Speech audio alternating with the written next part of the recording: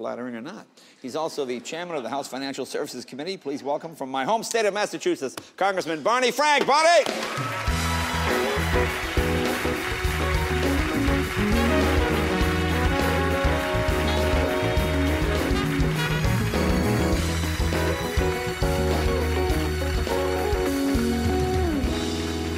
You guys know each other? Do you hang in the same circles? Well, we know each other now. We do. We met backstage. We met in the dressing rooms. Yeah, Oh, okay. in the dressing room. Very good, very good. Do you watch reality TV? Are you a reality? Not much, yeah, I'll tell you.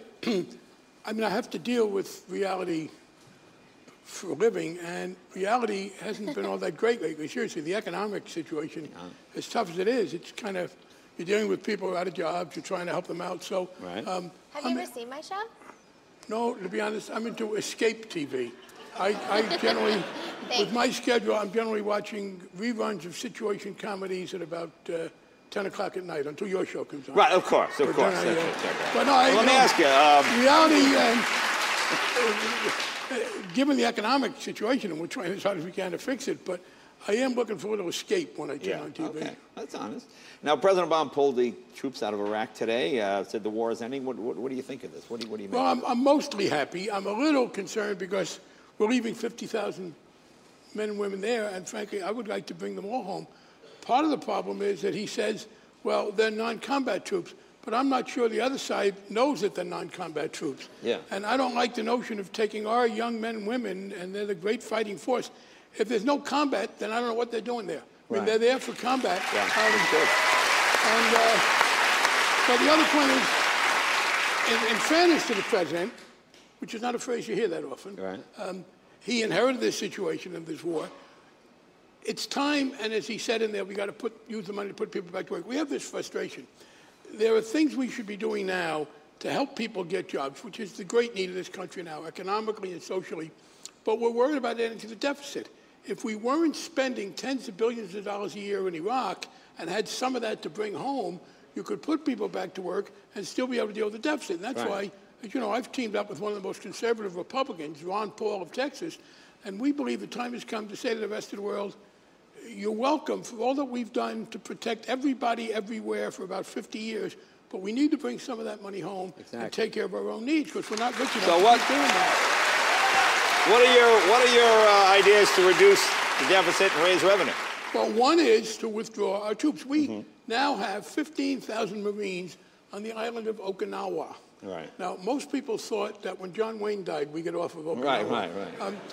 I am concerned about the Chinese government.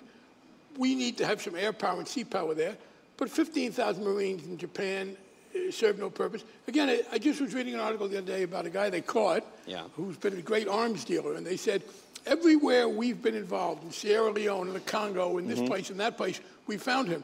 Well, the answer is we shouldn't be involved everywhere because we wind up making more enemies than friends. So I believe a reassessment of America's military needs would be the most important thing to do. Another, President Obama inherited from President Bush, and he's stuck with it, the notion that we should send people to Mars just to bring them back. Now, they're all people we would like to send to Mars and not bring them back.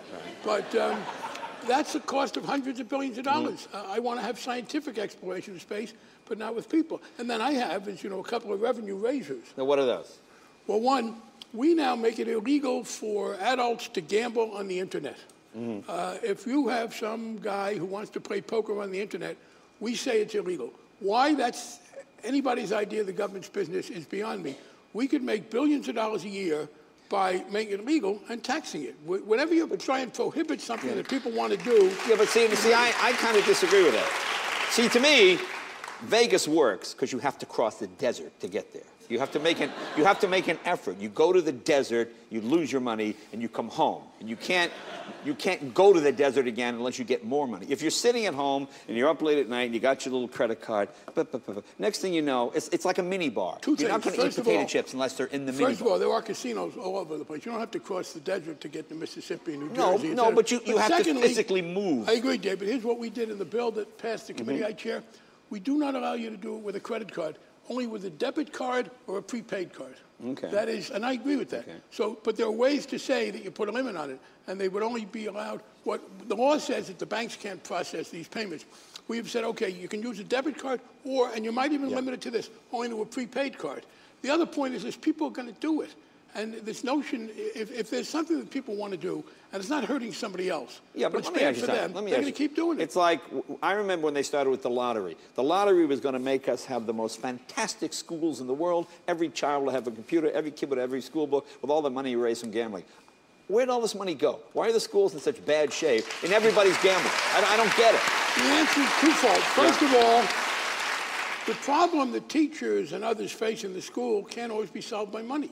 You know, part of the problem is that there are kids, unfortunately... No, but they sold us the lottery on the idea that it would all... Okay, let me make a general point. Go ahead. The fact that somebody oversells an idea doesn't make it a bad idea. It makes them a bad salesman. Because people tell you that something is going to do more than it does, you can't say, okay, we won't accept the good that it does. Right. And I do think there were limits, unfortunately, to the extent to which money in schools can overcome the kind of conditions so many kids live in. Yeah. Secondly, it has helped. And the third thing I would say is this. Why do we want to ban it in the first place? If you want to make a bet, look, if you want to hit somebody, if you want to burn somebody's house or steal somebody's car, which you might want to do, depending on what kind of car it was, I understand that, then I want to stop you because you can't do that to somebody else. But if you want to be a little foolish with your money, if you want to gamble, if you want to drink, if you want to smoke, I will tell you I think it's a bad idea. But I think it's a mistake for the government to try and stop you. And, by the way, you talk about saving money, take another one, smoking marijuana. We go around chasing people. Again, but see, to me... Smoking marijuana. But smoking marijuana is essentially legal now. You can get it anywhere, and if you get caught, it's the most minimum... Well, then why have hypocrisy here? Let's make it legal. No, but the trouble is when you make it legal... but when you make it legal, you now have Philip Morris and all the big tobacco companies, hey, kids, this is Acapulco Gold. In the first place, they can't do that. Right now... Anybody that wants to smoke can smoke. Well, see, I think that's a mistake. I want the law to be respected.